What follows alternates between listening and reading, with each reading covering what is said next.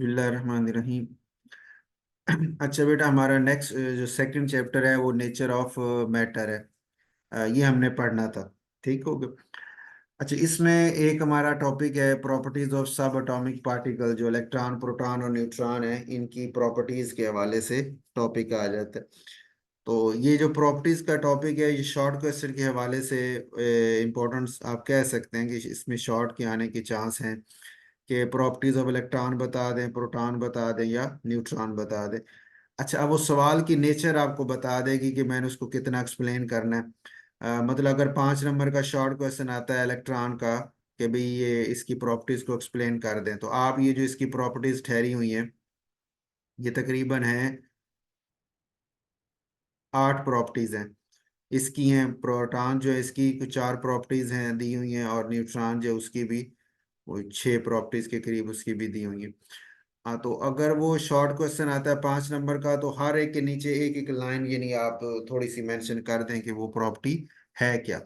ज़्यादा डिटेल में उसको लिखने की ज़रूरत भी नहीं है। 5 नंबर में आपका ये हो जाएगा मुकम्मल ना। तो उसकी आप डेफिनेशन अपना हेडिंग्स देते जाएं और उस नीचे एक एक लाइन जो है वो लिखते जाएं। अच्छा, इसमें अब थोड़ा सा इसको मैं, चूंकि हमने ये पढ़ना भी है तो इसको मैं एक्सप्लेन करता जाता हूँ। पहला टॉपिक हमारा है प्रॉपर्टीज ऑफ सब एटॉमिक पार्टिकल्स में इलेक्ट्रॉन या कैथोड रेज। कैथोड रेज जो है ना, वो भी इलेक्ट्रॉन ही होते हैं, उन्हीं को कैथोड रेज, इलेक्ट्रॉन इन्हीं इनका दूसरा नाम जो है वो कैथोड रेज भी है। तो इसलिए पेपर में सवाल चाहे कैथोड रेज का है या इलेक्ट्रॉन्स का है, तो आपने एक ही ये प्रॉपर्टीज मेंशन करनी है। डिफ्लेक्शन में हम कहते हैं कि चूंकि ये इलेक्ट्रॉन या कैथोड रेज है नेगेटिव चार्ज वाले, तो जब इनको हम मैग्नेटिक फील्ड उसमें इलेक्ट्रिक फील्ड में रखते हैं, तो इन्हीं इलेक्ट्रिक फील्ड से मुराद ये है कि एक तरफ जैसे पॉजिटिव प्लेट हो, मसलन जैसे एक प्लेट पॉजिटिव है सपोज, ठीक है, ये कि ये नेगेटिव। तो आपके पास जो है सपोज ये पॉजिटिव प्लेट है जी, और ये आपकी नेगेटिव प्लेट है। तो अगर इलेक्ट्रॉन आते जाएंगे, तो इलेक्ट्रॉन आते जाएं तो उसमें जब मूव करते आएंगे, आप उसको मैं ऐसे शो कर लेते हैं। ये सपोज इलेक्ट्रॉन आ रहा है, तो इलेक्ट्रॉन आने का मतलब ये है कि मूव करते आएंगे, तो चूंकि इनके ऊपर है चार्ज माइनस वाला,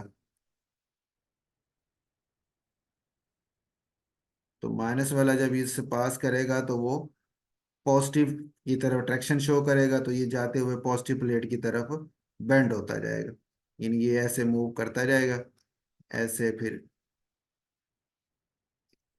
ठीक होगा।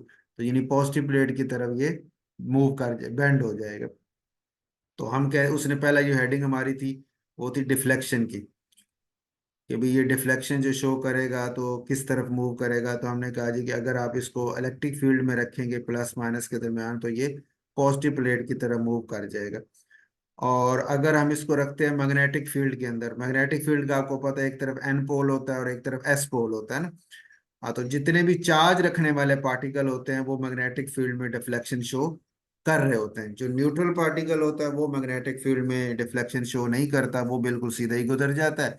ठीक है, एन पोल और एस पोल हो ना, तो उनके दरमियान में से, यानी अगर यही मैं ऐसे लिखूं, इसी इलेक्ट्रॉन को जैसे ये शो किया, बस ये ले लें।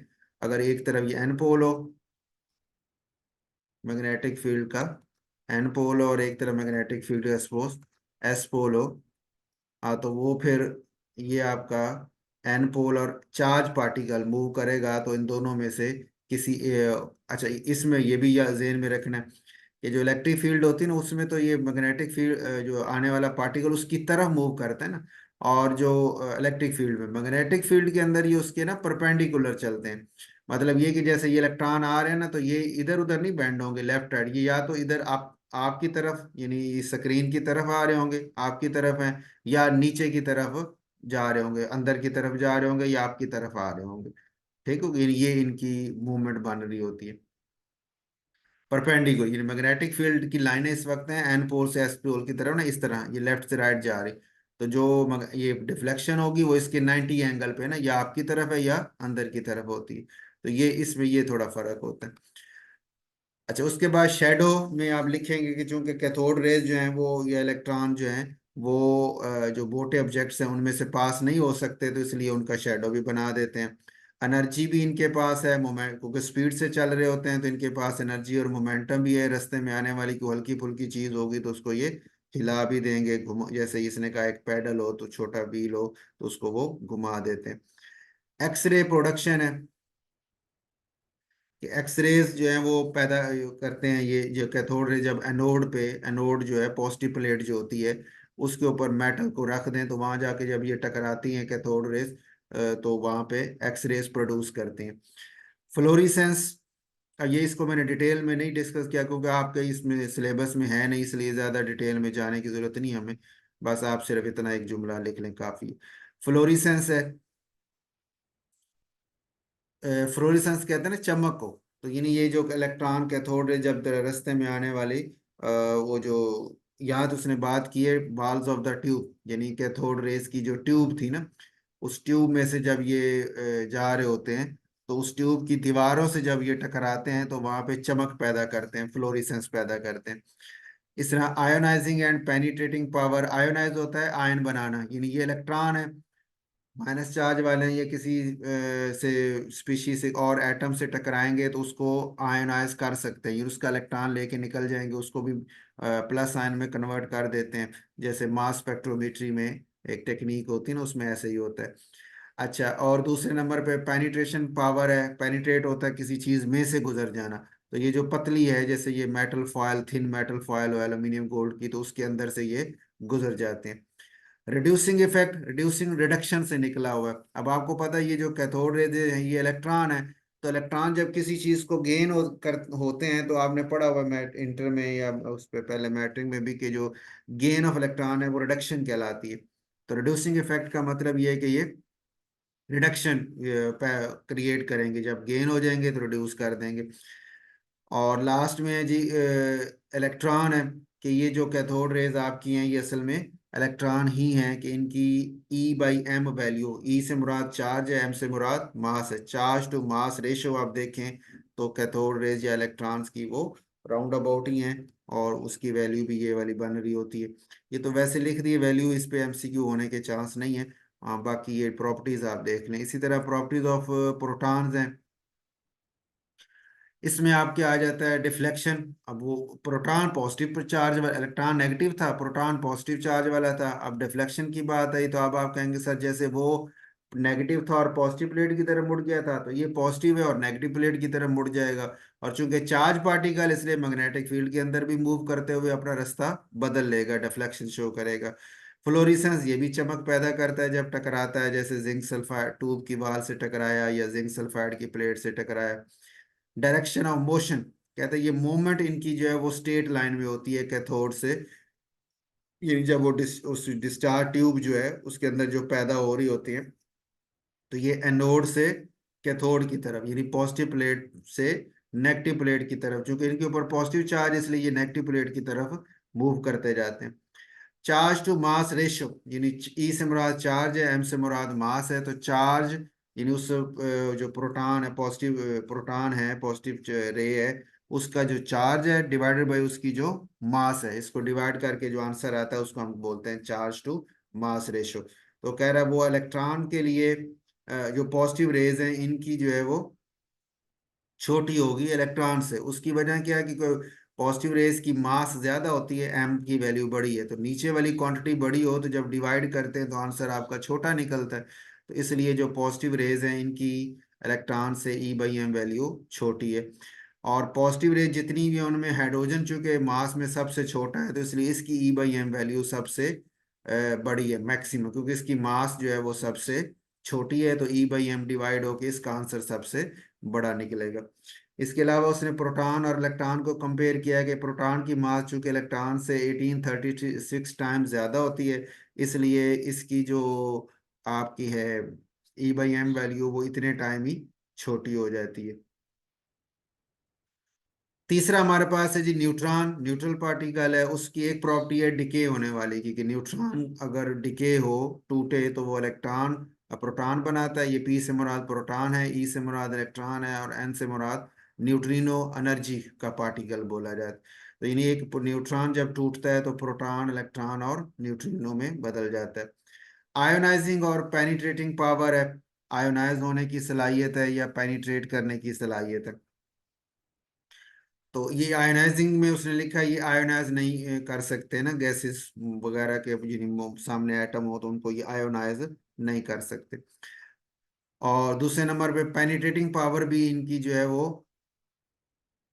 है, होती तो है, मतलब वेरी हाई पेनिट्रेटिंग पावर है, आयोनाइजिंग बहुत ना होने के बराबर है और पेनिट्रेटिंग पावर इनकी हाई होती है। प्रोटॉन एक्सपलियन, कि ये expel high speed protons from paraffin, water या सेलुलोज के मालिक्यूल्स में एच होते हैं ना, प्रोटॉन होते हैं इनके अंदर, तो उनको ये निकाल सकते हैं, एक्सपेल कर सकते हैं। इसी तरह फास्ट और स्लो न्यूट्रॉन, न्यूट्रॉन की दो किस्में होती हैं, एक वो न्यूट्रॉन है जो मूव करते हुए 1.2 मेगा इलेक्ट्रॉन वोल्ट की एनर्जी से चल रहा होता है, उसको फास्ट न्यूट्रॉन कहते हैं। जो 1 इलेक्ट्रॉन वोल्ट से भी कम एनर्जी के साथ चल रहा है उसको स्लो न्यूट्रॉन कहते हैं। दोनों के अपने अपने इस्तेमाल हैं। यहाँ जैसे उसने लिखा है कि स्लो न्यूट्रॉन जो है वो न्यूक्लियर फिशन एक रिएक्शन हमारा होता है जिसमें बड़े एटमों को तोड़ के छोटे एटमों में बदल दिया जाता है और उनसे एनर्जी हासिल की जाती है। तो उसके न्यूक्लियर फिशन के अंदर स्लो न्यूट्रॉन ज्यादा इफेक्टिव होते हैं बनिस्बत फास्ट न्यूट्रॉन के। अच्छा, न्यूक्लियर रिएक्शन जो है उसमें हम कहते हैं जी कि जो न्यूट्रॉन को प्रोजेक्टाइल के तौर पे इस्तेमाल, प्रोजेक्टाइल किसे कहते हैं, जैसे ये एक न्यूट्रॉन नाइट्रोजन का एटम था, उसके ऊपर न्यूट्रॉन को हमने फेंका है, तो ये न्यूट्रॉन प्रोजेक्टाइल कहला रहा है कि जो इस टारगेट के ऊपर फेंका गया और ये टारगेट जो नाइट्रोजन थी वो टूट के बोरोन और हीलियम में कन्वर्ट हो गई, टूट गई। इसी तरह कैंसर ट्रीटमेंट के अंदर भी इसको यूज किया जाता है कि कॉपर था उसके ऊपर न्यूट्रॉन फेंका, वो कॉपर 65 से कॉपर 66 वाला उसका आइसोटोप बन गया, और 66 वाला फिर कन्वर्ट जब होता है जिंक में तो वो फिर साथ इलेक्ट्रॉन जो है वो अमिट कर देता है। तो ये जो बीटा इलेक्ट्रॉन या बीटा पार्टिकल भी इसको कहते हैं, तो ये जब अमिट होता है तो इसको फिर ये हाई एनर्जी वाला इसको आगे बायोलॉजिकल इफेक्ट के लिए यानी कैंसर वगैरह के ट्रीटमेंट के लिए इस्तेमाल किया जाता है। इसके बाद है जी differences between electron, proton and neutron. इसमें हमारे पास ये चार्ज बताएं इलेक्ट्रॉन, प्रोटॉन, न्यूट्रॉन के, और ये उनकी मासेस हैं किलोग्राम्स में, ये उनकी मासेस हैं एएमयू में, एटॉमिक मास यूनिट, ये भी होता है ना मास का यूनिट है। तो एटॉमिक मास यूनिट में ये हैं, किलोग्राम में ये हैं, चार्ज इनके ये हैं। और रिलेटिव चार्ज मुराद ये है कि भी अगर न्यूट्रॉन को 0 रखा जाए तो प्रोटॉन को 1 रखेंगे, इलेक्ट्रॉन जो कि दोनों का चार्ज है बराबर, तो ये 1 है तो वो भी 1 है, लेकिन साइन का फर्क है, वो +1 है वो -1 है। तो इसमें ना अब ये वाला टेबल आपने जरूर कर लेना है, इसके ये चार्जेस क्या क्या हैं, मासेस क्या है मैस और किलोग्राम में या एएमयू में, क्योंकि ये उसमें आपके एमसीक्यू में भी हो सकता है और ये आपके शॉर्ट क्वेश्चन में भी हो सकता है। ठीक हो गई। अच्छा, उसके बाद हमारे पास है second, shells and sub shells या rules for filling sub shells. ये इंपॉर्टेंट टॉपिक है आपके एमसीक्यू के हवाले से भी और शॉर्ट के हवाले से भी। एमसीक्यू तो इसमें ये है ना कि जैसे ये इसने लिखा है rules for filling subshell, subshell पहले होते क्या हैं बात करते हैं फिर उसमें आपको डिटेल में बताते हैं। अच्छा, पहला इसने टॉपिक लिखा है अटोमिक ऑर्बिटल और ऑर्बिट, ऑर्बिट या शेल ना, इन दोनों में फर्क क्या है ना, ये दोनों के, कि ऑर्बिट तो मेन होता है ना कि एक न्यूक्लियस होता है उसके गिर्द पाथ, सर्कुलर पाथ होते हैं जिनमें इलेक्ट्रॉन मूव कर रहे होते हैं, उसको हम ऑर्बिट या शेल कहते हैं। अब उस सर्कुलर पाथ के अंदर भी कुछ जगह ऐसी हैं जहां पे इलेक्ट्रॉन के पाए जाने के चांसेस मौजूद है, कुछ ऐसी हैं जहां नहीं है। तो वो जगह जहां पे इलेक्ट्रॉन के पाए जाने के चांसेस 95% हो उसको हम अटोमिक ऑर्बिटल का नाम देते हैं। यानी ऑर्बिट का वो हिस्सा, शेल का वो हिस्सा जहां इलेक्ट्रॉन के पाए जाने के 95% चांसेस हों उसको हम नाम देते हैं ऑर्बिटल का। अच्छा, ऑर्बिट जो है वो तो शेल होता है, उसकी हम नंबर देते हैं 1 2 3 या KLMN से शो करते हैं, और जो ऑर्बिटल होते हैं वो एस है, PX एस ऑर्बिटल है, इस तरह P होता है, P में 3 होते हैं, PX PY PZ होता है, D में 5 होते हैं। ठीक हो। तो अच्छा, ऑर्बिटल जो है ये क्या है, spread of charge around the nucleus, इसको इलेक्ट्रॉनिक क्लाउड यानी को वो ये शो कर रहा होता है, और ये इलेक्ट्रॉन के बारे में हमें बेहतर पोजीशन भी बता रहा होता है। लेकिन शेल जो है वो बेहतर पोजीशन नहीं बता रहा होता ना, वो ओवरऑल उसका एरिया बता रहा होता है। और ऑर्बिटल जो है वो मोर देन 1 ऑर्बिट्स, यानी जो आपका ऑर्बिट है, एक ऑर्बिट, उसके अंदर एक से ज्यादा ऑर्बिटल होते हैं ना। जैसे पहला शेल जो है उसके अंदर एक ऑर्बिट है एस का, जो दूसरा शेल है उसमें आपने पढ़ा हुआ है एस भी होता है और पी भी होता है, जो तीसरा शेल होता है उसमें एस भी है, पी भी है, डी भी है। ठीक हो गया। फिर चौथे में एस, पी, डी और एफ भी आ जाता है। आगे फिर ये चारों चलते रहते हैं। तो अब यानी एक ही ऑर्बिट के अंदर एक से ज्यादा ऑर्बिटल आपके हो सकते हैं, लेकिन जो ऑर्बिटल होता है उसके अंदर ऑर्बिट नहीं हो सकता क्योंकि वो खुद छोटा है। तो ऑर्बिट के अंदर ऑर्बिटल है, यानी ऑर्बिट जो है शेल जो है उसके अंदर ऑर्बिटल होता है।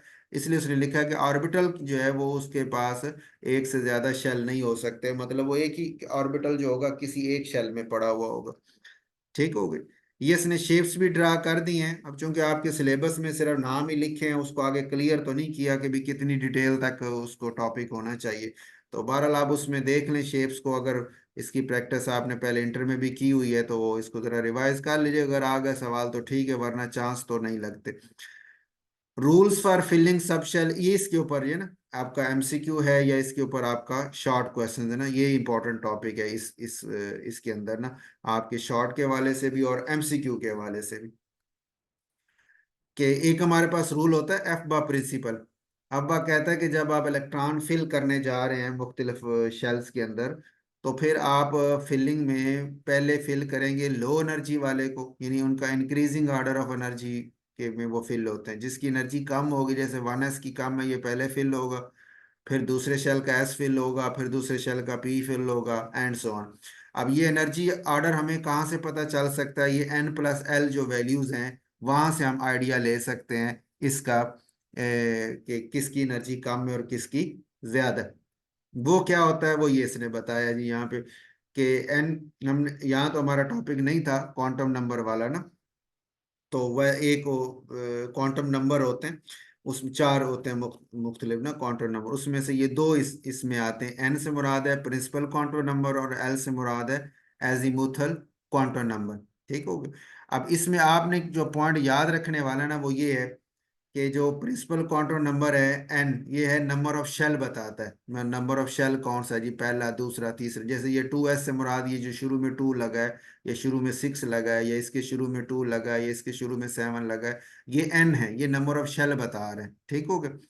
और जो आगे एस है, ये पी है, ये डी है, ये पी है, तो ये जो है ये आपको ऑर्बिटल बता रहे हैं।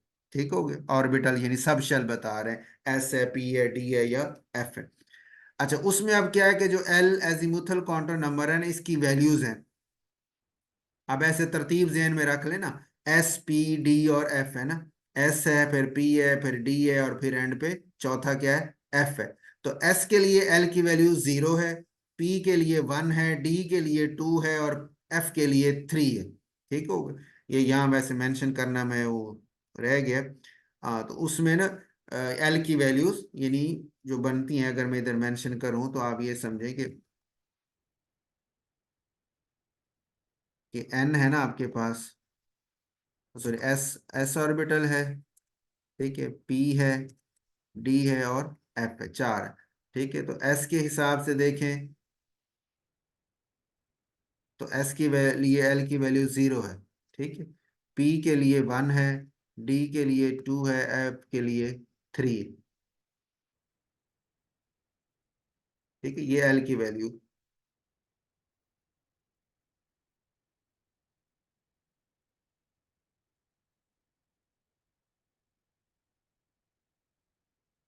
चलो मैं ये एल की वैल्यू ना, अब मैं लिख इसलिए ना वो 1 के तरह लग रहा था इसलिए तो ये एल की वैल्यू, एस के लिए 0, पी के लिए 1, डी के लिए 2, एफ के लिए 3 है। तो इसको देखते हुए हम एनर्जी का कैलकुलेट करते हैं। कैसे करते हैं? जैसे ये देखें ना, 2s की कैलकुलेट की है, इसके लिए एन की वैल्यू 2 है, प्लस एस के लिए एल की वैल्यू 0 है, क्योंकि एन प्लस एल है ना, एन की वैल्यू और एल की वैल्यू को आपने जमा करना है। तो 2 प्लस, और एस के लिए एल की वैल्यू 0 थी तो 2 प्लस 0 किया तो 2 आंसर आ गया। तो ये अब आप इसकी यानी 2s जो है इसकी वैल्यू 2 है।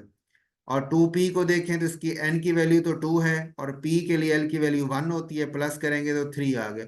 अब जिसकी वैल्यू कम है, n+l वैल्यू जिसकी छोटी है, उसकी एनर्जी कम है, वो पहले फिल होगा। तो 2 ये वैल्यू वाला यानी 2s जो है वो पहले फिल होगा 2 की वजह से, और जो 2p है वो बाद में फिल होगा 3 की वजह से कि उसकी एनर्जी ज्यादा है। इसी तरह ये 6d है, तो 6 की और d के लिए एल की वैल्यू 2 थी तो वो 8 हो गया, और इधर 7p है तो उसके लिए 7 + 1 किया तो 8 हो गया। तो अब ये दोनों बराबर है। अगर n+l वैल्यू बराबर आ जाए तो फिर उसमें रूल क्या होता है कि आप उससे फिल करेंगे जिसकी n की वैल्यू छोटी होगी, यानी अब d 6d में d 6 जो है वो छोटा है और 7p में 7 जो है वो बड़ा है, तो इसलिए 6d पहले फिल होगा, 7p की बारी बाद में आएगी। ठीक होगा। तो ये इसने यानी n+l। अब इसके ऊपर MCQ आपके पास बन सकते हैं। आपसे पूछा जाए कि which of the following is filled first, तो आप उन सारों की n+l वैल्यू निकालेंगे और निकाल के देख लेंगे जिसकी n+ वैल्यू सबसे कम होगी आप कहेंगे ये सबसे पहले फिल होगा। ठीक है, इस पे MCQ हो सकता है। उसके बाद है लिमिटेशन। लिमिटेशन में हम कहते हैं जी कि जो n+l वैल्यू है वो जो ऑर्बिटल्स हैं, जैसे p 2p तो हो गया ना, अब 2p में तीन होते हैं ना, 2px है, 2py है, 2pz है। अब वो कह रहा है अब 2px 2py 2pz में ये जो है ना n+l वैल्यू जो है वो तीनों की तीन ही आती है, उसमें हम फर्क नहीं कर सकते। यानी n+l वैल्यू वाला जो रूल है, n+l रूल जिसे हम नाम दे रहे थे, ये इन ऑर्बिटल्स पे इनको बोला जाता है डीजनरेट ऑर्बिटल्स, एक जैसी एनर्जी वाले। डीजनरेट मतलब सेम एनर्जी वाले। तो सेम एनर्जी वाले जो ऑर्बिटल्स हैं इन पे ये वाला अप्लाई नहीं होता। अच्छा, एक रूल हो गया जी अफबा प्रिंसिपल। दूसरा रूल था पॉली एक्सक्लूजन प्रिंसिपल। इसने कहा है कि दो इलेक्ट्रॉन जो हैं अगर एक ही ऑर्बिटल में आप देते हैं, एक ही और एक ऑर्बिटल में मैक्सिमम दो इलेक्ट्रॉन आ सकते हैं ना, तो वो जो दो इलेक्ट्रॉन आप देंगे, जैसे ये पहले शेल का s ऑर्बिटल में दो इलेक्ट्रॉन 1s2 लिखा हुआ है, तो वो जो दो इलेक्ट्रॉन आप देंगे तो इस तरह देंगे कि उनमें जो हमारे चार क्वांटम नंबर थे ना, एक प्रिंसिपल क्वांटम नंबर था n से शो करते थे, एक एजीमुथल क्वांटम नंबर था l से शो करते थे, एक मैग्नेटिक क्वांटम नंबर m से शो करते थे। ये तीनों वैल्यू सेम होंगी। लेकिन जो चौथा है ना स्पिन क्वांटम नंबर, उसमें वो कह रहा है ये दोनों की वैल्यू सेम नहीं होगी। एक इलेक्ट्रॉन जो होता है वो +1/2 और एक इलेक्ट्रॉन जो है वो -1/2, यानी एक इलेक्ट्रॉन जो है वो क्लॉकवाइज घूम रहा है, इसी इसी के अंदर दो इलेक्ट्रॉन ना, एक क्लॉकवाइज रोटेट कर रहा है और एक एंटी क्लॉकवाइज रोटेट कर रहा है। तो उस ये लिखा हुआ है ना क्लॉकवाइज रोटेशन और एंटी क्लॉकवाइज रोटेशन, तो इस पे आके यानी फर्क हो जाता है। इसको आप पॉली एक्सक्लूजन प्रिंसिपल कहते हैं। हॉर्न्स रूल क्या है कि जनाब अगर दो एक जैसी दो या ज्यादा एक जैसी एनर्जी वाले ऑर्बिटल अवेलेबल हों, जैसे आप देखें ना कार्बन था, इसके इलेक्ट्रॉन आपने रखे ना 1s2 2s2, फिर 2px1 है, 2py1 है और 2pz में 0 है। तो जब आपने इसका इलेक्ट्रॉन ये तो दो और दो चार हो गए ना, और पांच और छह, अब वो कह रहे हैं ये जो दो इलेक्ट्रॉन आपने रखे हैं तो ये दोनों आपने एक ही px के अंदर दो नहीं कर दिए, हालांकि दो मैक्सिमम आ सकते हैं ना, इसी के अंदर आपने दो नहीं कर दिए बल्कि एक इधर की है और एक इधर की है। ठीक हो गया। इसी तरह नाइट्रोजन में 7 है, तो नहीं दो दो चार पाँच छः और सातवां इलेक्ट्रॉन आगे 2pz में गया है, इधर ही वो उसने पेयर नहीं बनाया। ऑक्सीजन में 8 है। अब जो वो सारे चूंकि एक एक इलेक्ट्रॉन से पहले ही फिल हो चुके थे, तो इसलिए जब आठवां इलेक्ट्रॉन आया तो अब वो पेयरिंग शुरू कर रहा है। ठीक हो गया, यानी अब उसकी पेयरिंग होगी। तो ये इसका हुंड्स रूल है कि पेयरिंग आपने जब इलेक्ट्रॉन फिल करने हैं तो सारों को पहले एक एक इलेक्ट्रॉन दे लेना है और फिर बाद में इसकी पेयरिंग स्टार्ट करनी। उसके बाद है जी properties of gases liquids and solids, है ना, ये मुख्तलिफ प्रॉपर्टीज हैं, तो उसको उन्होंने एक्सप्लेन किया गैसेस में क्या है, लिक्विड में क्या है और सॉलिड्स में क्या है। अब मैं कंपैरिजन में करता जा रहा हूँ, नीचे वैसे मैंने टेबल अलग अलग बने हुए हैं, लेकिन मैं एक ही वक्त में ना उसको एक्सप्लेन करता जा। जैसे वॉल्यूम है, तो वॉल्यूम में आप कहते हैं सर गैस का वॉल्यूम फिक्स नहीं होता, जितना उसको जगह दे दें वो सारी जगह में फैल जाती है। ठीक है, लिक्विड जो होता है उसका वॉल्यूम फिक्स होता है, वो जितनी जगह में से एक गिलास पानी है तो वो एक गिलास ही रहेगा, चाहे उसे बाल्टी में डाल दें चाहे जग में डाल दें। और जो सॉलिड होता है उसके भी आपको पता है वॉल्यूम फिक्स रहता है, वो जितना है उसका वॉल्यूम है, शेप है, वो उतनी ही कायम रहती है। अच्छा, उसके बाद शेप की बात करें तो गैस में आप कहते हैं कि सर वो शेप फिक्स नहीं है, जिस बर्तन में डालेंगे उसी बर्तन की वो शक्ल इख्तियार कर लेता है। लिक्विड की भी फिक्स नहीं है, वो भी उसी बर्तन की शेप इख्तियार कर लेता है। और सॉलिड जो है वो फिक्स होते हैं, उसकी जो शेप है वही रहती है। ठीक है। फिर पार्टिकल वॉल्यूम, ये हम गैसेस में सिर्फ बात करते हैं कि इनके पार्टिकल का जो वॉल्यूम है, जो कि मालिकूल्स बहुत दूर दूर होते हैं, एक एक अलग अलग मालिकूल हुआ ठहरा होता है। तो हम आइडियल गैसेस के लिए कहते हैं कि हर इंडिविजुअल पार्टिकल का वॉल्यूम जो उसे वो इग्नोर करके जीरो रख देते हैं। कंप्रेसिबिलिटी, कंप्रेस करना ना, दबाना, कि आप फोर्स लगाएं और चीज दब जाए, इसे कंप्रेसिबिलिटी कहते हैं। तो हम कहते हैं जो गैसेस हैं, चूंकि इसमें मालिकूल हैं दूर दूर, एक दूसरे से काफी फासले पे होते हैं, जब आप दबाएंगे तो करीब करीब हो जाएंगे, तो इसलिए इसकी जो कंप्रेस होने की सलाहियत है गैसेस की वो बहुत ज्यादा है। लिक्विड्स में जो गैप्स हैं वो थोड़े होते हैं, सॉलिड्स में तो ना होने के बराबर है। इसलिए जो कंप्रेसिबिलिटी गैसेस की सबसे ज्यादा, लिक्विड्स की थोड़ी सी होगी, और सॉलिड्स की तो बिल्कुल ना होने के बराबर होगी। ठीक होगी। उसके बाद है रेट ऑफ एक्सपेंशन, एक्सपैंड होना ना। तो ये सिर्फ गैसेस के हवाले से जो एक्सपेंशन की खूबी है ना, गैसेस में बहुत ज्यादा होती है, क्योंकि उसमें जब आप हीट करते हैं, उसको टेम्परेचर देते हैं, तो वो बड़ी तेजी से काइनेटिक एनर्जी उनकी बढ़ती है, और वो बहुत जल्द तेजी से एक्सपैंड भी होते हैं। एक इफेक्ट बोला जाता है, जॉल थॉम्सन इफेक्ट है। तो वो इफेक्ट जो है वो उसमें ये एक्सपेंशन की वजह से ही, वो जब गैस एक्सपैंड होती है और किसी छोटे से सुराख से बाहर निकलती है, तो कूलिंग प्रोड्यूस करती है। इस इफेक्ट को कहते हैं जॉल थॉम्सन इफेक्ट।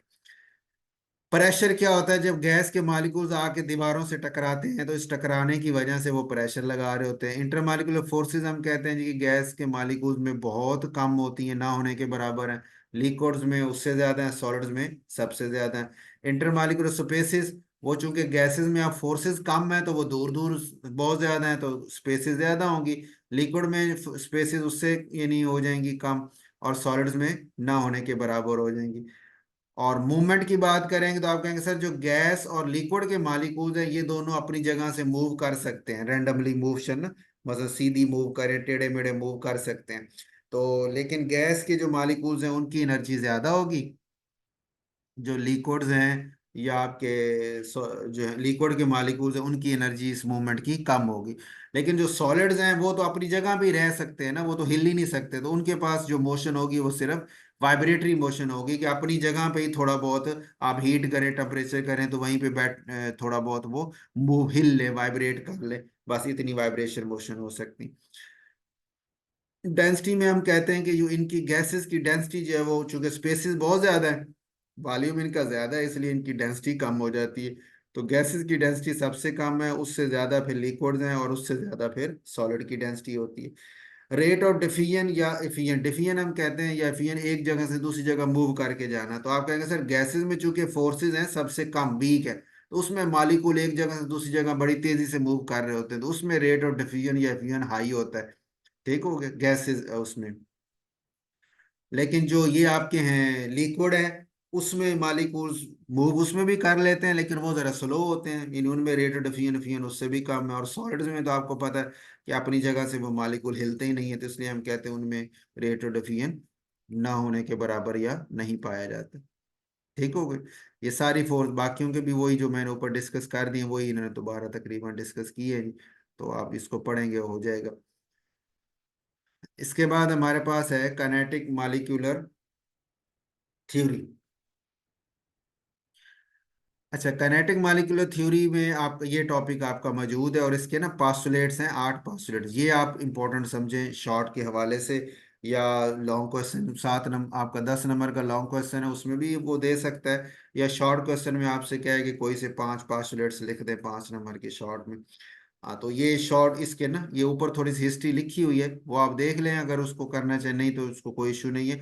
लेकिन ये जो पास्टुलेट्स हैं, 8 पास्टुलेट्स हैं, ये आपने काइनेटिक मॉलिक्यूलर थ्योरी के लाजमी करने हैं। आपके सिलेबस में सिर्फ यही वर्ड मेंशन था काइनेटिक मॉलिक्यूलर थ्योरी का, तो ये पास्टुलेट्स उसके अंदर लाजमी आते हैं। ठीक हो गया।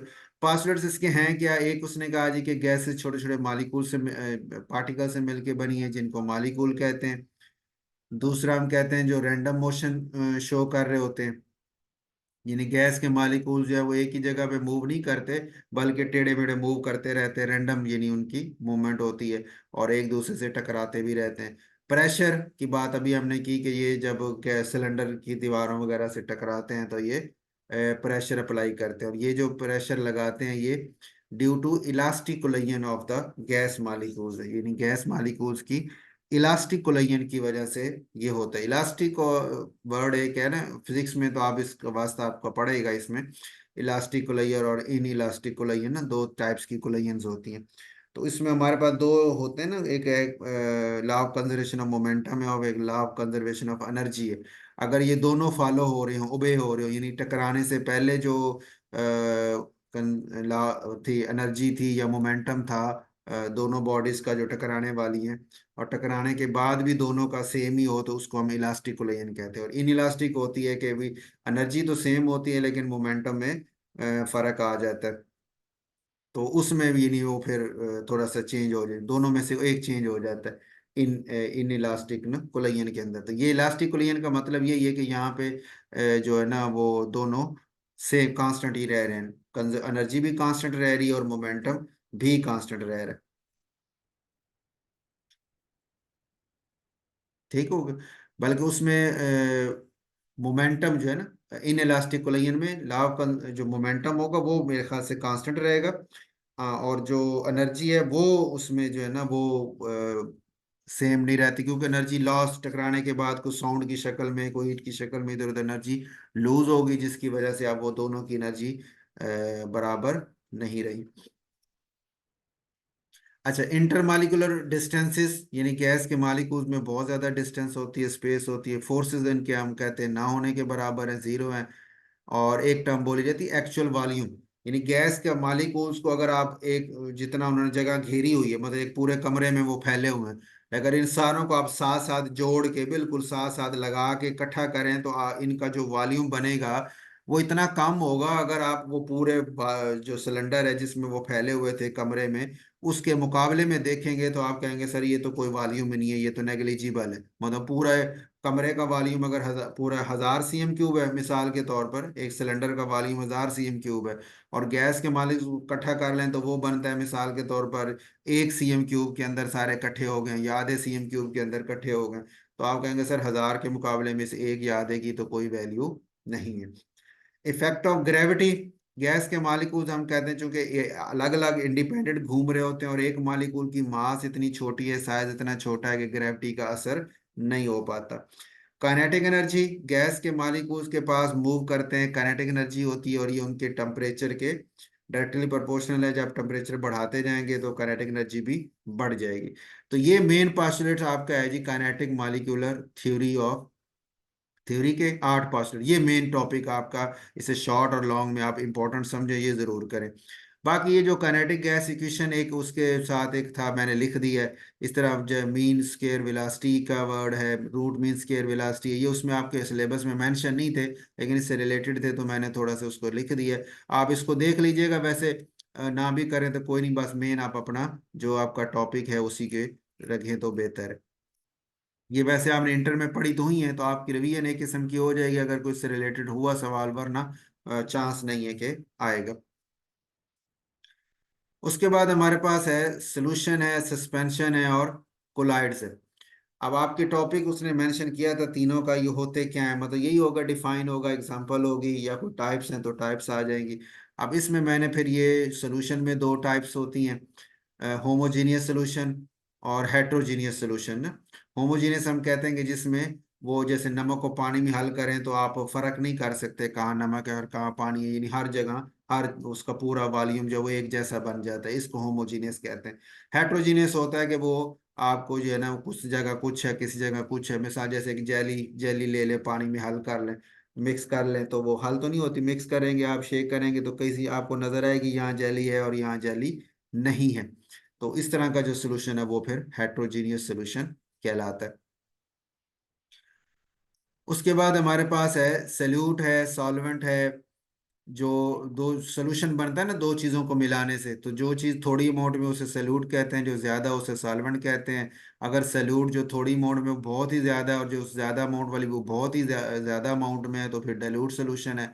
और अगर कंपेरेबल है, यानी कली सल्यूट की अमाउंट जो है वो सॉल्वेंट की अमाउंट के करीब तरीन है, तो फिर उसको हम कंसनट्रेटेड सोल्यूशन का नाम देते हैं।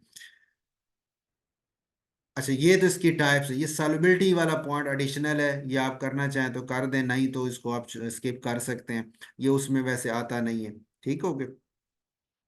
क्योंकि उसमें सिर्फ मेंशन था सोल्यूशन, तो सोल्यूशन की टाइप्स हमने मेंशन कर दी, उसके पार्ट्स मेंशन कर दिए। ये वैसे उसने बताया हुआ है हल, समझे ना, कि लाइक डिजॉल्व, लाइक मतलब जो पोलर कंपाउंड होते हैं वो पोलर सॉल्वेंट में हल होंगे, जो नॉन पोलर है वो नॉन पोलर में हल होंगे। और डिसोल्यूशन का प्रोसेस, यानी वो जब हल होते हैं तो किस प्रोसेस से हल होते हैं, वो डिसोल्यूशन है। ये पॉजिटिव आयन होता है तो उसको पानी के मालिक्यूल घेर लेते हैं, इसी तरह जो नेगेटिव आयन है उसको भी पानी के मालिक्यूल अपनी जो है वो पॉजिटिव साइड्स की तरफ से घेर लेते हैं और हल कर लेते हैं। इस तरह types of liquids in liquid solutions, यानी सॉल्यूशंस की मुख्तलिफ टाइप्स है। ये पहला था सॉलिड्स इन लिक्विड्स, उसकी सॉल्युबिलिटी को बताया जो एडिशनल है। फिर इसके बाद है types of liquids in liquid solutions, कि लिक्विड लिक्विड में सॉल्यूशंस की जो टाइप्स हैं, उसमें हम कहते हैं कि दो लिक्विड को मिक्सअप करें, अगर बिल्कुल मिक्सअप हो जाते हैं, ठीक हो, मतलब आप उसमें फर्क नहीं कर सकते एक लिक्विड ये है दूसरा ये, इस तरह फर्क नहीं हो सकता, तो फिर उसे कहते हैं ये मिसिबल लिक्विड है, ठीक हो। और पार्शियल मिसिबल ये होता है कि वो थोड़े से हल होते हैं और कुछ मैक्सिमम नहीं भी होते, तो हम उनमें फर्क तो कर सकते हैं लेकिन कुछ ना कुछ वो आपस में हल भी हो रहे होते हैं, वो पार्शियली। इमिसिबल जो बिल्कुल हल नहीं होता, जैसे आप ऑयल तेल ले लें पानी में डालें तो वो एक ऊपर अपनी लेयर बना लेता है और बिल्कुल हल नहीं होता, तो वो इमिसिबल में आ जाएगा। आइडियल नॉन आइडियल सोल्यूशन, ये भी एक सॉल्यूशंस की टाइप्स में आता है, लेकिन ये भी एक एडिशनली समझे, मेरा नहीं ख्याल कि इसमें टॉपिक में सोल्यूशन के अंदर ये चीज़ भी आएगी। तो आइडियल सोल्यूशन वैसे होता क्या है कि ये चार उसकी खसूसियात ही हैं, कि अगर आप दो चीज़ों को मिक्स करें, यानी सॉल्यूट और सॉल्वेंट को मिक्स करें, तो उनकी फोर्सेस ऑफ अट्रैक्शन पहले वाली मिक्स होने से पहले और मिक्स होने के बाद वो सेम रह जाएं, या उनका जो वॉल्यूम है पहले जो उनका अलग अलग जो वॉल्यूम था उसको जमा कर लें, यानी एक सल्यूट का वॉल्यूम है 10 cm3, सॉल्वेंट का वॉल्यूम है 90 cm3, दोनों को मिला लें तो ये हो गया 100 cm3, और मिलाने के बाद जो सोल्यूशन आपने देखा तो वो भी 100 का ही था, तो वो आइडियल आ जाएगा। एंथैल्पी चेंज जीरो, मतलब इस इन दोनों को मिलाने से ना कोई हीट निकले ना कोई हीट उसमें जज़ब हो। और एक लॉ होता है रोड्स लॉ ना, जो इसको फॉलो करे उसे हम आइडियल सोल्यूशन का नाम देते हैं। ठीक है, ये सोल्यूशन की टाइप्स हैं। इसमें बाकी आप करें या ना करें, ये जो मेन जो आपका है ना homogeneous heterogeneous solute solvent dilute curve, ये वाला पार्ट आप जरूर करें। ये आपका उस हवाले से इंपॉर्टेंट है, अपना एमसीक्यू वगैरह शॉर्ट में तो इतना नहीं इंपॉर्टेंट, एमसीक्यू के हवाले से ना, या एमसीक्यू में शॉर्ट में ये हो सकता है कि तीनों में डिफरेंशिएट करें, कोलाइड में, सोल्यूशन में और उसमें सस्पेंशन में। तो उसके लिए ना मैंने ये एंड पे टेबल दिया हुआ है, ये कंपैरिजन ऑफ सस्पेंशन कोलाइड्स और सोल्यूशन, ये टेबल आप कर लें, आपका ये शॉर्ट वाला टॉपिक पूरा हो जाएगा। यानी ये प्रॉपर्टीज मुख्तलिफ दी हैं और उनके आगे सस्पेंशन में वो प्रॉपर्टी कैसे है, कोलाइड में वो कैसे है, ट्रू सोल्यूशन में वो कैसे है, तो इस तरह तीनों का फर्क भी हो जाएगा, तीनों की प्रॉपर्टीज भी आ जाएंगी। तो ये वाला टेबल आप जरूर कर लें, इसमें आपका वो शॉर्ट जो है वो मैक्सिमम कवर हो जाएगा। ठीक हो गए। तो इसमें अगर इसमें से आया सवाल तो शॉर्ट बाय 5 नंबर में वो दे सकता है, तो उसमें ये टेबल आपका काफ़ी होगा। बाकी ये जो मुख्तलिफ चीज़ें वो ज़रूर देख लें, जैसे ये ऊपर वाला मैंने कहा ये वाला हिस्सा ज़रूर कर लें यहाँ तक, कि एमसीक्यू में आपकी हेल्प करेगा। ये एडिशनल मैंने बताया, ये भी एडिशनल समझे, या इसको एक नज़र ज़रूर पढ़ लें, वो को एमसीक्यू ना बना लें इस तरह, इसमें वो भी टाइप्स में ही आता है। अच्छा, कोलाइड्स जो आपके हैं, इस कोलाइड्स में अच्छा कोलाइड्स होते क्या, वो जो आपने ऊपर बोला ना हेट्रोजीनियस सोल्यूशन, सोल्यूशन की दो टाइप का, होमो और एक हेट्रो। हेट्रोजीनियस सोल्यूशन में फिर आगे कोलाइड्स और सस्पेंशन जो ये दोनों हेट्रोजीनियस कैटेगरी के अंदर आती। तो ये उसने लिखा ना हेट्रोजीनियस सिस्टम है जिसमें एक सब्सटेंस है जिसको आप दूसरे सब्सटेंस के अंदर डिस्पर्स कर देते हैं, इसके लिए हम उस डिसॉल्व करने का वर्ड तो नहीं इस्तेमाल करते ना, क्योंकि मुकम्मल हल तो होता नहीं, फैल जाता है, तो इसलिए डिस्पर्स का वर्ड के फैला दिया उसको हमने। तो जो डिस्पर्स्ड कर दिया है, डिस्पर्स्ड फेज, ठीक हो गया। और इसको बोला जाता है जिसको आप फैला रहे हैं सब्सटेंस, उसे डिस्पर्स्ड फेज कहते हैं, और जिसके अंदर फैला रहे हैं वो डिस्पर्शन मीडियम कहलाता है। तो डिस्पर्स फेज और डिस्पर्शन मीडियम, इनकी बुनियाद पे कोलाइड्स की भी आगे टाइप्स बनती हैं। तो ये टाइप्स वाली काम इसका वो आप एक नज़र चाहे जरूर देख लें, एमसीक्यू के हवाले से शॉर्ट में आने के चांस तो कम है। अच्छा, इसमें उसने कहा जी कोलाइड्स की क्लासें करनी हो तो तीन तरीकों से, एक है फिजिकल स्टेट की बेस पे, एक है उनके इंटरेक्शन की बेस पे, एक है उनके टाइप पार्टिकल की टाइप की बेस पे। जैसे ये पहली जो A1 लिखा हुआ ये है इनके स्टेट की बेस पे, यानी वो गैस लिक्विड है, मतलब डिस्पर्स फेज गैस है, मीडियम लिक्विड है, या डिस्पर्स फेज जो है वो लिक्विड है, मीडियम गैस है, तो इस तरह यानी मुख्तलिफ वो बन रहे होते हैं। ये आगे एग्जाम्पल भी दी हुई है, तो इसमें आप ये एग्जाम्पल को एक नज़र ज़रूर देख लें, ऐसे जैसे मशहूर मशहूर जो है ना उनको देख लें। मसलन जैसे इसमें मशहूर आपका आता है ये फोग, फोग जो है ये मशहूर है, मिल्क मशहूर है, क्रीम बटर ये मशहूर है, चीज जेलीज ये, मतलब इन पे एमसीक्यू आ जाए कि ये किस कैटेगरी से ताल्लुक रखते हैं। पेंट, स्मोक, डस्ट, ठीक होगा, ये जरा इंपॉर्टेंट कह लें, एमसीक्यू के हवाले से हो सकते हैं अगर वो बनाता है तो। दूसरा है जी नेचर ऑफ इंटरेक्शन की बेस पे ना इसकी दो टाइप्स हैं। लायोफिलिक का मतलब ये है कि दोनों एक दूसरे को, जो आपने डिस्पर्शन चीजों को मिक्स किया है वो दोनों एक दूसरे के साथ स्ट्रॉन्ग इंटरेक्शन शो कर रहे हैं। फिलिक, लिक जो है ना लाइक से कह लेना, ठीक। और फोबिक उसका उल्टा है, यानी वो एक दूसरे के साथ स्ट्रॉन्ग इंटरेक्शन नहीं रखते, आपस में फोर्स अट्रैक्शन शो नहीं कर पा रहे। तो लायोफिलिक में इसने कहा रिवर्सिबल है, मतलब आप उसको चाहें तो आसानी से वापस भी कर सकते हैं। जो लायोफोबिक होता है ये इरिवर्सिबल सोल होता है, यानी एक दफा हम उसे, वो क्योंकि स्टेबल नहीं होता, एक दफा आप उसे अलग कर दें, मीडियम से निकाल दें, तो उसके बाद वो फिर वापस यानी उसी पुरानी फॉर्म में, कोलाइड की फॉर्म में नहीं आता। तीसरा है depending upon the type of particles, यानी पार्टिकल्स जो हैं वो मल्टी मालिकुलर हैं या मैक्रो मालिकुलर हैं, यानी जिनको आपने मिक्स किया है वो ये से मल्टी मालिकुलर मतलब लार्ज नंबर ऑफ एटम्स या स्मॉलर मालिक्यूल्स हैं। और मैक्रो मालिक्यूल का मतलब ये हो गया कि size of the macro molecule जो है वो यानी बहुत लार्ज साइज में मैक्रो मालिक्यूल की शक्ल में आ जाते हैं। और एक है एसोसिएटेड कोलाइड्स, यानी substances हैं which at low concentration behave as normal strong electrolytes but at higher concentration exhibit colloidal behavior, यानी ये ऐसे हैं कि अगर आप उनकी कंसंट्रेशन कम रखें तो ऐसे ही समझें वो जैसे एक सोल्यूशन बनाई खड़े हैं, लेकिन जैसे ही कंसंट्रेशन बढ़ाएं तो वो आपस में एक दूसरे के साथ एसोसिएट यानी जुड़ना शुरू हो जाते हैं, और जुड़ने की वजह से उनके साइज बड़े हो जाते हैं, वो हल नहीं हो पाते, इकट्ठा होना शुरू हो जाते हैं, तो वो कोलाइडल की शक्ल इख्तियार कर लेते हैं, उनको हम एसोसिएटेड कोलाइड्स का नाम देते हैं।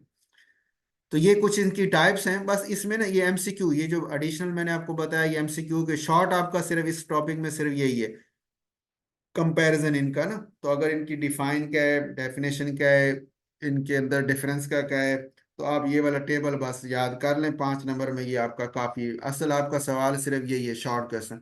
बाकियों का आप एक एक नजर देख लें, मेन मेन चीज उसकी, ताकि अगर कोई एमसीक्यू आपसे पूछ ले तो वो आप कर सकें। उसके बाद था जी इसमें यूनिट्स ऑफ कंसंट्रेशन सोल्यूशन के अंदर, वो हमारे पास ये मुख्तलिफ हैं, कंपोजिशन है, मोलैरिटी है, मोलैलिटी है, मोल फ्रैक्शन और मोल परसेंट है, पार्ट्स पर मिलियन है। तो इस ये जो यूनिट्स ऑफ कंसंट्रेशन का टॉपिक है, बल्कि इसमें ना आपका बनता है, बस 2 टॉपिक इसमें रह गए, भाई ये मुकम्मल करेगा आपका ये चैप्टर क्लोज हो जाएगा।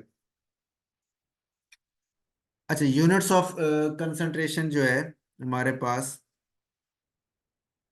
इस पे ये इम्पोर्टेंट टॉपिक है एमसीक्यू के हवाले से भी और शॉर्ट क्वेश्चंस के हवाले से भी ना, इसलिए मैंने इसके एंड पे भी ये कुछ आपकी प्रैक्टिस के लिए ना ये क्वेश्चंस फॉर प्रैक्टिस लिखे रखे हैं, तो इनको भी आप एक नज़र ज़रूर देख लीजिएगा। और अगर ना भी देखें तो बाकी जो मेन इनकी थ्योरी है उसको अच्छी तरह कर लें, ताकि एमसीक्यूज में या शॉर्ट क्वेश्चन इनके हवाले से, जैसे इनकी डेफिनेशंस का आता है, इनके आपस में डिफरेंस, जैसे मोलैरिटी और मोलैलिटी का शॉर्ट क्वेश्चन बन जाता है, इन दोनों में फर्क करें ना, क्योंकि ये मिलते जुलते हैं, थोड़े से फर्क के साथ है, तो इसमें अमूमन शॉर्ट क्वेश्चन ये बना लेते हैं, differentiate between molarity and molality, ठीक हो। तो उसमें आप ये नहीं, वो ये शॉर्ट वो आपका तैयार हो जाएगा। बाकी जो है वो एमसीक्यू के हवाले से ही ज्यादा बनते हैं। एमसीक्यू ये है ना, जैसे ये देखें ना, परसेंटेज कंपोजिशन में हमारे पास है 4 कैटेगरी, W/W, W/V, V/W और V/V। मतलब ऊपर वाले को समझे ये सल्यूट है और नीचे वाले को समझे ये सोल्यूशन है, यानी आपने सल्यूट की भी मास ली है और सोल्यूशन की भी आपने मास ही ली है। तो इसको हम फिर बोलते हैं ये W/W, जैसे ये इसने कहा कि 5% W/W मतलब 5 ग्राम सल्यूट है और 100 ग्राम सोल्यूशन के अंदर आपने उसको हल कर लिए, सोल्यूशन 100 ग्राम है, पूरे सोल्यूशन की मास जो है वो 100 ग्राम है, जिसमें ये 5 ग्राम शामिल है, यानी इसका मतलब है 95 ग्राम आपका क्या है, सॉल्वेंट है, और 5 ग्राम ये सल्यूट है, तो दोनों मिला के 100 ग्राम का आपका सोल्यूशन बना। मतलब एमसीक्यू इस पे हो सकता है ना ऐसे, कि परसेंट 5% W/W से क्या मुराद है, तो आप कहेंगे जी 100 ग्राम में 5 ग्राम हल किए हुए हैं, ठीक हो गया। या अगर 200 ग्राम होगा तो 10 ग्राम हो जाएगा, यानी कैलकुलेटर आपको बताएगा, परसेंटेज निकाल लेंगे आप उनकी तो पता चल जाएगा। यानी 5/100 करें तो 5% आ रहा है, 10/200 करेंगे तो तभी 5% आंसर आ जाएगा, 5 आंसर आ जाएगा। तो इन्हीं परसेंटेज निकाल लेंगे तो आपको पता चल जाएगा वो किस कैटेगरी में आ रहा है। अच्छा, W/V का मतलब ये है कि जो मास है वो ग्राम में, सल्यूट यानी ग्राम में, और जो नीचे सॉल्वेंट है उसका वॉल्यूम लिया हुआ है, यानी सोल्यूशन, सोल्यूशन जो है उसका वॉल्यूम लिया हुआ है। तो अब ये आपको सॉल्वेंट आपका लिक्विड होगा ना, इसलिए उसका यानी वो वॉल्यूम की शक्ल में लिया हो, लेकिन वो तो कोई इशू नहीं, सॉल्वेंट लिक्विड भी हो, हम मास भी तो ले सकते हैं जैसे ऊपर वाले में था। तो इसलिए यहाँ उसने सल्यूट की मास ली और जो सोल्यूशन सोल्यूशन है उसका वॉल्यूम, यानी 100 cm³ सोल्यूशन हो, उसमें कितने ग्राम सल्यूट है ये उसकी परसेंटेज कहलाती है। ठीक है। इस तरह V/W का मतलब है कि आपने सोल्यूशन की मास ले ली 100 ग्राम, लेकिन सल्यूट आपने वॉल्यूम लिया, तो कितने ml उसके लेंगे, ये उसकी परसेंटेज हो जाएगी। ठीक हो, कितने ml सल्यूट के, 100 ग्राम सोल्यूशन में। इस तरह V/V का मतलब ये है कि कितने ml सल्यूट के और 100 ml सोल्यूशन के अंदर, तो वो उसकी परसेंटेज हो जाएगी। ठीक हो, ये निकालने का तरीका लिखा हुआ है कि मास ऑफ सल्यूट जो आपको बता दे, मास ऑफ सोल्यूशन जो बता दे, उनको डिवाइड करें, 100 से मल्टीप्लाई करें, उसका आंसर परसेंटेज में आ जाएगा। अच्छा, इसके बाद है जी मोलैरिटी। मोलैरिटी क्या होता है, मोल्स ऑफ सल्यूट हैं पर DM³ ऑफ सोल्यूशन, कि सोल्यूशन जो है का आपने 1 लीटर लिया, उसके अंदर सल्यूट के कितने मोल्स हैं, ये इसका फार्मूला है, moles of solute divided by volume of solution in DM³। Temperature, अब यहाँ पे एक पॉइंट है कि जो आपका मोलैरिटी है ये टेम्परेचर पे डिपेंडेंट होती है, ये इंडिपेंडेंट नहीं है, क्योंकि वॉल्यूम है ना इसके अंदर, और वॉल्यूम आपको पता है टेम्परेचर के चेंज करने से चेंज हो जाता है। तो वॉल्यूम, टेम्परेचर बदलेंगे वॉल्यूम चेंज हो जाएगा, तो इसके जब डिवाइड करोगे तो आंसर भी चेंज हो जाएगा। तो मोलैरिटी हम कहते हैं वो टेम्परेचर पे डिपेंड कर रही होती है। तो टेम्परेचर हमने यानी के हिसाब से बताना होता है कंसंट्रेशन। एक इसने लिखा जी 1 मोलर सोल्यूशन ऑफ सुक्रोज, ये एडिशनल चीज है, असल आपका जो पेपर सिलेबस के हवाले से पॉइंट है वो यही है, मोलैरिटी डेफिनेशन, उसका फार्मूला, और ये उसका फीचर कर लें कि वो टेम्परेचर पे डिपेंड नहीं कर रही। ये उसने एक कंपैरिजन किया है अलग से ना, एक कि सुक्रोज और ग्लूकोज ले लें, तो सुक्रोज की मास है 342 ग्राम, ग्लूकोज की मास है 180 ग्राम, दोनों का 1 मोल, 1 मोल मतलब 342 ग्राम ये ले लिए, 1 मोल मतलब 180 ग्राम ये ले लिए, यानी दोनों का 1 मोलर सोल्यूशन आप बना रहे हैं ना, 1 मोल इसके 1 मोल इसके, वॉल्यूम तो दोनों का सेम है, 1 DM³ है। ठीक हो गया। तो कह रहे चूंकि सुक्रोज की मास ज्यादा है, तो इसका सोल्यूशन जो है हमें वो कंसंट्रेटेड मिलेगा। अच्छा, ये एडिशनल चीज थी, आप इसको छोड़ भी सकते हैं। मोलैरिटी है कि ये इसमें ये क्या कहता है, ये भी मोल्स ऑफ सल्यूट ही कह रहा है, मोलैरिटी भी मोल्स ऑफ सल्यूट थी, ये भी मोल्स ऑफ सल्यूट है, लेकिन वो थी पर DM³ ऑफ सोल्यूशन, ये है पर 1000 ग्राम ऑफ सोल्यूशन। ठीक है, of solvent, 1000 gram of solvent, यानी सॉल्वेंट ले रहे हैं, सोल्यूशन नहीं सॉल्वेंट ले रहे हैं, और उसकी मास ले रहे हैं 1 किलोग्राम, 1000 ग्राम या 1 किलोग्राम मास। इसका यूनिट भी उसी हिसाब से फिर मोल पर किलोग्राम बनता है, उसका यूनिट बन रहा था मोल पर DM³, क्योंकि DM³ ले रहे थे, इसमें अब मोल पर किलोग्राम, ये इसका फार्मूला हो जाता है। अच्छा, अब इसमें ये मोल टू मोल रेशो ना, यहाँ वो बताना ये चाह रहा है, असल जो चीज है ना, कि आप ऊपर भी मास ले रहे हैं, मोल्स, मोल्स मास से निकला हुआ है, नीचे भी आप मास ले रहे हैं, इस मास के भी आप मोल कन्वर्ट कर सकते हैं। तो यानी वो कह रहा है जो मोलैरिटी है असल में मोल से मोल की रेशियो है, यानी ऊपर वालों के भी मोल है, नीचे वालों के भी मोल ही लेके हम उसको कर रहे होते हैं, मोल से मोल रेशियो बन जाती है। ये एक एडिशनल चीज है।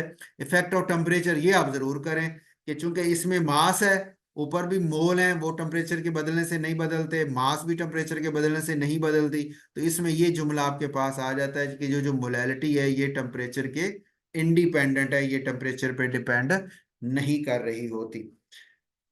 ठीक हो गया। अब उसके बाद है 1 molar solution of sucrose and glucose. अब यहाँ पे जो पॉइंट वो डिस्कस करना चाह रहा है वो ये है कि जब आप उन्हीं दो का, ये पिछला जो था ना, जैसे पीछे हमने ग्लूकोज सुक्रोज का कंपैरिजन किया, तो यहाँ भी वही कह रहा है कि ग्रेटर मास की वजह से ग्रेटर वॉल्यूम है, तो इसका सोल्यूशन कंसंट्रेटेड, जैसे मोलैरिटी में कहा वो ये भी एडिशनल चीज है, इसको आप छोड़ सकते हैं। ये पॉइंट है, एक बनता है वन मोलर और वन मोलर का आपस में कंपैरिजन करना। ठीक है, कि को एक मोल, एक ही सब्सटेंस जैसे यूरिया है, यूरिया का एक मोलर सोल्यूशन यानी एक मोल पर 1000 ग्राम ऑफ द सॉल्वेंट, और वन मोलर का मतलब एक मोल पर DM cube of the solvent.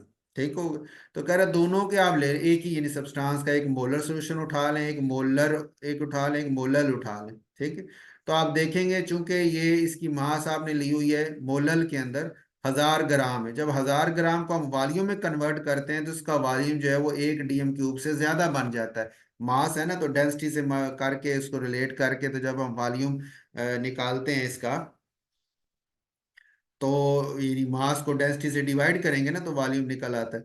तो वॉल्यूम जो निकलता है वो 1 डीएम क्यूब से ज्यादा निकलता है, तो इसकी वजह से जो सोल्यूशन है उसका वॉल्यूम ज्यादा हो गया, तो वो डाइल्यूट हो गया। तो यानी वो बताना चाह रहा है कि एक मोलर सोल्यूशन जो है वो डाइल्यूट होता है, एक मोलर सोल्यूशन जो है उसकी निस्बत से कंसंट्रेटेड होता है। ये शॉर्ट में आपसे हो सकता है सवाल, अगर वो, वैसे तो सिलेबस में डायरेक्ट मेंशन नहीं था, बस यूनिट्स का ही मेंशन था। तो ये आप एडिशनल वैसे एक नज़र जरूर देख लें, वरना आप नहीं, अगर आपको क्लियर हो रहा है तो इसको आप छोड़ भी सकते हैं, बाकी मेन जो डेफिनेशन वो जरूर कर लें जो आपके टॉपिक में सिलेबस में डायरेक्ट मेंशन है।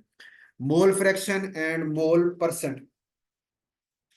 मोल की फ्रैक्शन तो रेशो को कहते हैं ना, और मोल फ्रैक्शन मतलब मोल की रेशो है। क्या मतलब कि एक आपने सोल्यूशन बनाया हुआ है, जैसे उसमें आपने तीन चीजों को मिक्स किया हुआ है, उन तीन चीजों के टोटल मोल जमा करके नीचे लिख लें, और एक चीज का मोल ऊपर लिख दें, तो वो जब आप डिवाइड करके आंसर निकालेंगे तो ये मोल की फ्रैक्शन, मोल की रेशो निकल आएगी कि इस ए चीज के, ए जो सब्सटेंस है उसके मोल बाकी सारों के टोटल मोल के मुकाबले में क्या है। तो इस रेशो को हम बोलते हैं मोल फ्रैक्शन, इसको एक्स से शो किया जाता है। तो ये इसका फार्मूला होता है, यानी एक्स ए के मोल फ्रैक्शन निकालना है तो ए के मोल divided by total mole.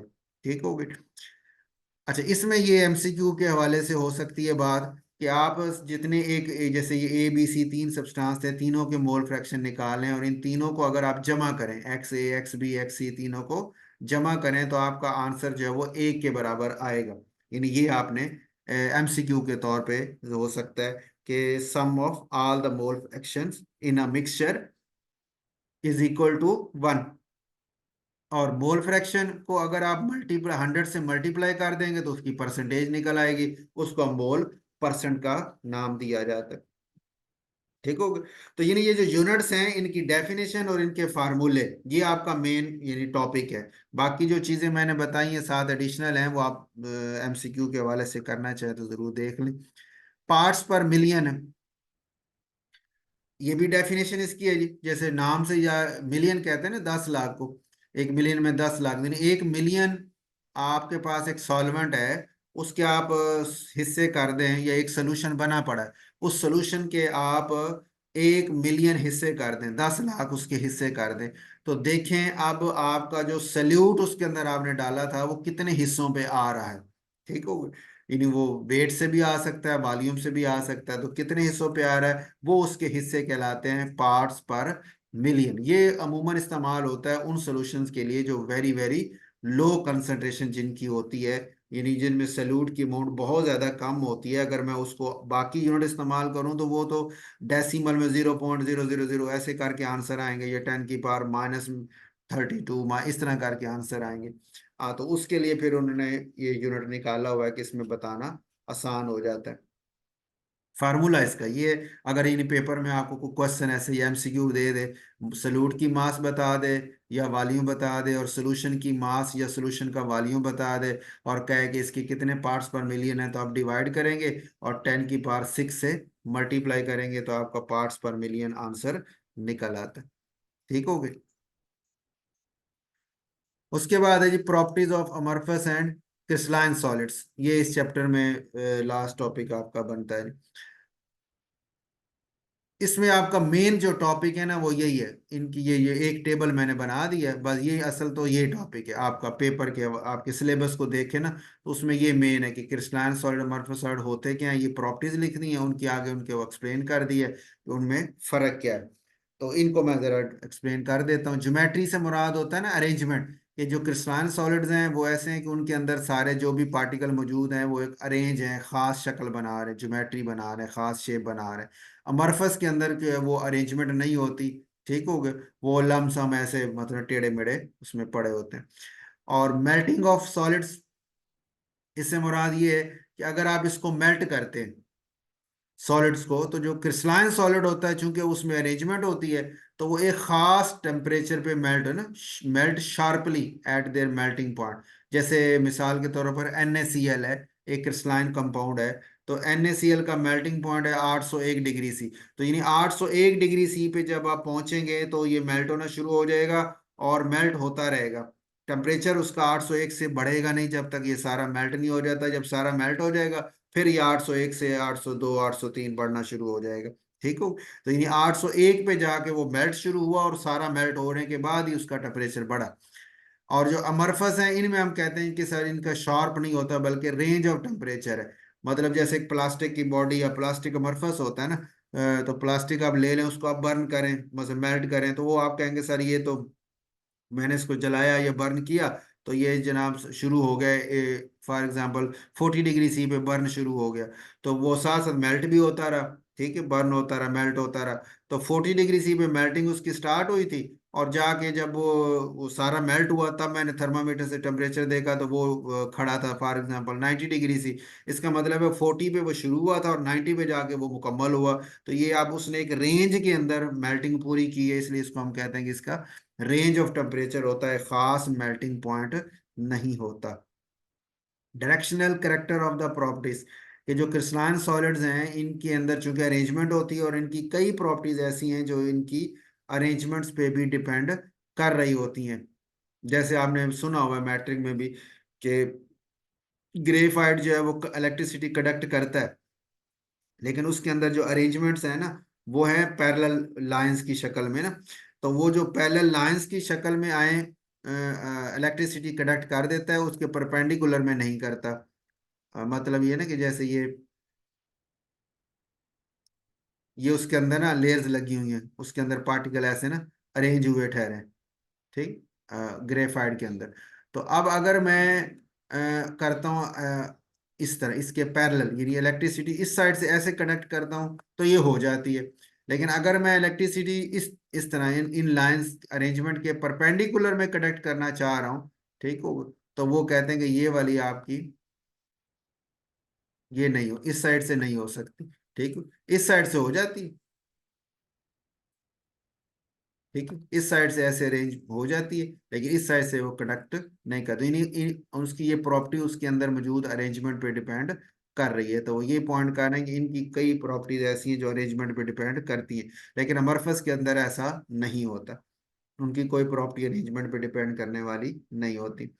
Order of particles in solids, कि सॉलिड्स के अंदर जो पार्टिकल्स हैं वो लॉन्ग रेंज है, मतलब सारे ही अरेंज होते हैं। ये नहीं होता कि थोड़े से अरेंज हो गए बाद में फिर अरेंजमेंट खत्म हो गई फिर आ गई ना, इस तरह नहीं होता। लेकिन अमरफस के अंदर जो है ना कुछ थोड़े से थोड़ा बहुत हिस्सा उसका अरेंज नजर आ जाता है, जैसे ये थोड़ी सी जगह अरेंज है, लेकिन पूरे का पूरा कभी भी अरेंज नहीं होता। वो जो थोड़ी सी जगह अरेंज होती है उसको नाम दिया जाता है क्रिस्टलाइट का। जो थोड़ा सा हिस्सा उसका अरेंज आ जाए उसे क्रिस्टलाइट कहते हैं, वरना वो खुद पूरा ओवरऑल अरेंजमेंट शो नहीं कर रहा होता।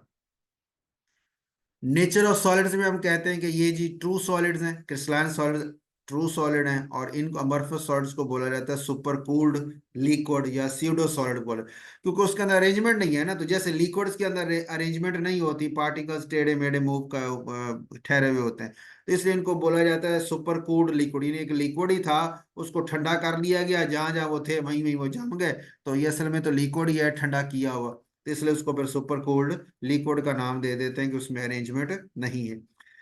हीट ऑफ फ्यूजन, यानी आप उसको हीट करें मेल्ट करें जब होता है, जैसे मेल्टिंग पॉइंट पे भी हमने बात की है कि वो जो क्रिस्टलाइन थे वो खास टेम्परेचर पे मेल्ट हो रहे थे और ये अमरफस जो था वो रेंज पे आता। तो अब जो खास टेम्परेचर पे मेल्ट हो रहा होता है उसकी फिर हीट ऑफ फ्यूजन भी हमें मिल जाती है। हीट ऑफ फ्यूजन क्या होती है कि मेल्टिंग पॉइंट पे आप ठहरे हो, उस वक्त जितनी हीट आपको देनी पड़े उस चीज को मेल्ट करने के लिए, उसको हम हीट ऑफ फ्यूजन का नाम देते हैं। तो जो क्रिस्टलाइन सॉलिड है इसकी हीट ऑफ फ्यूजन मौजूद है, यानी हम मेजर कर सकते हैं ना, क्योंकि उसका जब मेल्टिंग होती है तो टेम्परेचर चेंज नहीं होता, ठीक है, फिक्स रहता है, और उस दौरान हम हीट जो दे रहे हैं तो हम उसको नोट कर सकते हैं। लेकिन जो अमरफस सॉलिड है उसमें तो टेम्परेचर फिक्स ही नहीं रहता, वो मूव करता रहता है, इसलिए इनकी कोई हीट ऑफ फ्यूजन की वैल्यू नहीं होती। तो इस टॉपिक में बेटा मेन ये आपका है, इसको आपने जरूर तैयार कर लेना, ये शॉर्ट क्वेश्चन के हवाले से इंपॉर्टेंट सवाल है, क्रिस्टलाइन अमरफस का फर्क बता दे। बाकी ये सारी इन्हीं की प्रॉपर्टीज हैं, क्रिस्टलाइन सॉलिड्स की प्रॉपर्टीज हैं, और ये एडिशनल आप समझे क्योंकि उन्होंने मेंशन नहीं की, लेकिन मैंने ये इसको ना वो एडिशनल शो कर दिया हुआ है। तो इसमें आप देख लें, मैं इसमें ना अगर मैं एक एक लफ्ज बोलता जाता हूँ, ये हो क्या है क्या चीज़ें ना, बाकी आप इसको देख लीजिएगा, अगर हो टाइम मिले इरादा हो तो कर लीजिएगा, नहीं तो वो मेन वाला ज़रूर कर लें। बाकी जो आप है ना बच्चे आईसीएस हैं उनके लिए तो ये वो बस मेन को रखें, एडिशनल को ना रखें, ठीक हो, जो मेन मेन मैं बता रहा हूँ कि ये मेन आपका टॉपिक है वो उसी को तैयार कर लें। तो जो है ना दूसरे बच्चे जो एफएससी इंटर से आए हैं तो उन्होंने तो चूंकि ये चीज़ें इंटर में मैट्रिक में पढ़ी हुई हैं तो वो उनके लिए तो एक किस्म की रिवीजन है। हाँ तो वो ये कर सकते हैं, वो मेन को तो रखें, और चाहे इसको भी थोड़ा बहुत जो है ना वो देख लें, ताकि अगर खुदा न खास्ता कोई इसमें से कोई टच सवाल में आता है तो फिर आप उसको अटेम्प्ट कर सकें।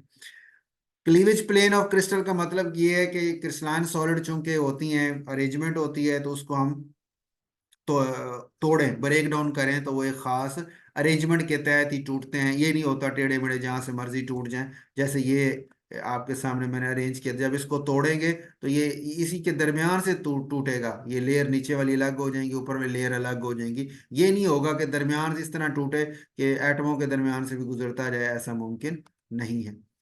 हैबिट ऑफ क्रिस्टल का मतलब ये कि जब आप एक चीज सॉल्यूट को किसी सॉल्वेंट में हल करते हैं, फिर उसको ठंडा करके उसकी क्रिस्टल्स हासिल करते हैं, तो वो जब क्रिस्टल बनाता है तो खास अंदाज से वो अपने आप की क्रिस्टल ग्रो करता है, बनाता है, तो उस अंदाज को हैबिट ऑफ क्रिस्टल कहते हैं। और ये अंदाज जो होता है ये इम्प्योरिटीज जो है ना वो कह लें कि कॉन्शियस होता है कि अगर उसमें सोल्यूशन में इम्प्योरिटी आ गई तो फिर इनके ग्रो करने का अंदाज बदल जाएगा, क्रिस्टल्स की शक्ल भी बदल जाती है। एनआइसोट्रॉपी हम कहते हैं, ये वो प्रॉपर्टीज हैं जो उसके अंदर अरेंजमेंट पे डिपेंड करती, जैसे अभी ग्रेफाइट की मैंने मिसाल दी। ट्रांजिशन टेम्परेचर हम कहते हैं, ये वो टेम्परेचर है जिसमें आपकी यानी दो मुख्तलिफ एक ही कंपाउंड है या एलिमेंट है जिसकी दो मुख्तलिफ क्रिस्टलाइन शक्लें हैं, दो मुख्तलिफ अरेंजमेंट वाली, जैसे सल्फर है रोम्बिक अरेंजमेंट में है, सल्फर मोनोक्लिनिक अरेंजमेंट में है। तो लेकिन दोनों अरेंजमेंट जो है वो किसी खास टेम्परेचर पे इकट्ठी पाई जा रही होती हैं, को एग्जिस्ट करती हैं, तो उसको फिर हम नाम देते हैं कि ये जो टेम्परेचर है ये ट्रांजिशन टेम्परेचर है, जिसके ऊपर दो उसकी जो हालतें हैं वो ट्रांजिश चेंज हो रही हैं। आप टेम्परेचर यानी 95.5 से एक तरफ आ जाएं तो एक एक होगी शक्ल इन दोनों में से, इससे ऊपर चले जाएंगे तो दूसरी शक्ल होगी, और इस टेम्परेचर पे दोनों शक्लें मौजूद होंगी। क्रिस्टलाइट अभी हमने कहा अमरफस सॉलिड के अंदर जो छोटी सी अरेंजमेंट वाला हिस्सा आ जाए उसे क्रिस्टलाइट कहते हैं। और डेफिनेट ज्योमेट्रिकल शेप होती है क्रिस्टलाइन सॉलिड्स की, ये भी बात हो गई। सिमेट्री, क्योंकि जब डेफिनेट जो शेप है खास, उसके अंदर सारी चीजें अरेंज हैं, तो फिर उसके अंदर सिमेट्री पाई जाती है। सिमेट्री से मुराद फेस, एंगल, साइडें, ये सारी बार बार रिपीट हो रही होती हैं, ये नहीं होता कुछ किसी जगह और लंबाई है किसी जगह साइड की और लंबाई है, ऐसे नहीं है, वो सारे के सारे एक जैसी ही शो कर रहे होते हैं। तो ये सिमेट्री के मुख्तलिफ हैं, सिमेट्री चेक करनी हो ना तो उसके ये मुख्तलिफ अंदाज, एक कहते हैं सेंट्रोसिमेट्री। सेंट्रोसिमेट्री ये होता है कि आप उस पार्टिकल के सेंटर में उस क्रिस्टल के सेंटर में ठहर जाएं, आपकी लेफ्ट साइड पे देखें 2 कदम पे सोडियम है, तो आप राइट साइड पे उसके अपोजिट देखेंगे तो 2 कदम पे फिर सोडियम ही आएगी, यानी एक तरफ जो चीज है उतने फासले पे उसके अपोजिट भी वही चीज है, तो उसको बोलते हैं ये सेंटर ऑफ सिमेट्री है। प्लेन ऑफ सिमेट्री कहते हैं कि पूरी लाइन आ जाती है ना। मैं इसको आपको थोड़ा सा अंदाज बताता जाता हूँ। जैसे ये आप लेना, ये क्यूब है, ठीक है,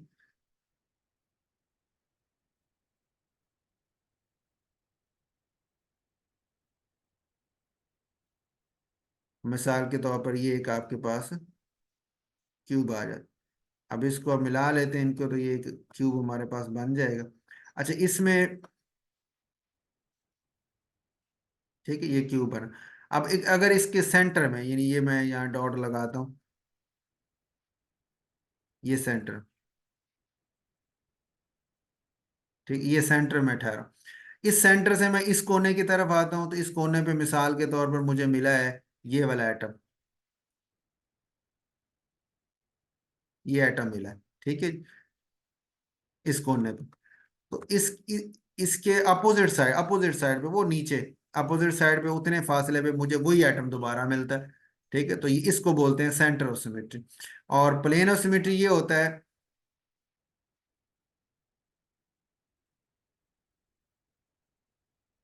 इस तरह, कि अगर मैं इसके दरमियान से एक प्लेन गुजारूं,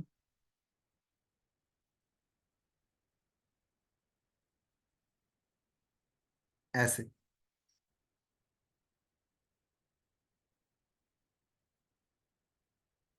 ठीक है, ये प्लेन है, मतलब दरमियान में ना इसके दो हिस्से आधे कर दिए, सेंटर, उस प्लेन के, इस प्लेन, ये सेंटर में बिल्कुल, ये जो दो लाइनें, इस दोनों लाइनों को सेंटर में, ठीक हो, थोड़ा इधर कर लेता हूँ यहाँ पे, चल।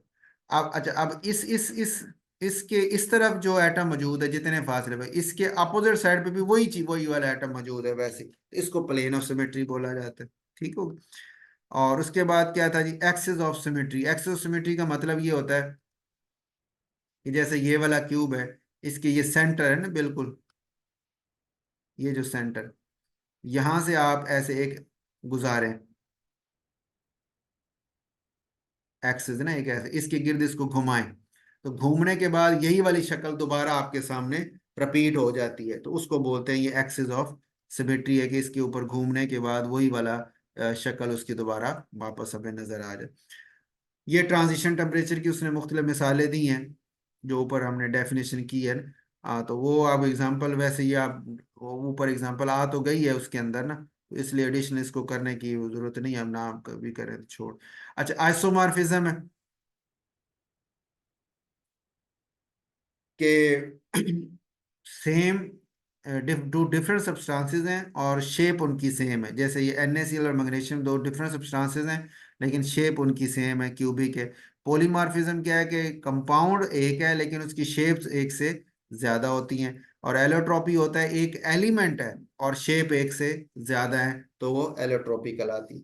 तो ये वैसे एडिशनल हो गया, आप इसको देखना चाहिए इंटर वालों, FSC वालों के लिए, तो ये वो कर लें। बाकी जो ICS वाले बच्चे हैं वो सिर्फ जो मेन मेन चीज़ें ना उनको फोकस रखें, क्योंकि उनके लिए ये बिल्कुल नई चीज़ें होंगी, उनके लिए ज़्यादा मुश्किल होगा इसको करना। तो उसके लिए हाल बेहतरीन हाल यही है कि आपके टॉपिक से करीब तरीन मेन मेन जो चीज़ें हैं आप उसको सिर्फ फोकस रखें, बाकियों को छोड़ते हैं।